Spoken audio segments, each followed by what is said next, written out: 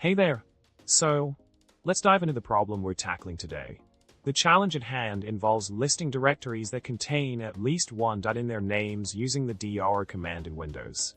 The initial attempts to filter out the directories didn't quite work as expected. But fear not, a solution is on the horizon. Now, onto the solution for our directory listing conundrum. To specifically target directories with dots in their names, we can employ a clever wildcard trick. By executing the command dir**, we can effectively filter and display only those directories that meet our criteria. The magic lies in the unique wildcard pattern we're utilizing, allowing us to precisely pinpoint the desired directories. It's like a hidden gem in the world of directory listing. In conclusion, we've successfully cracked the code on listing directories with dots in their names. By utilizing the specialized wildcard in the dir command, we've tailored our directory listing to showcase only the directories that fit the bill.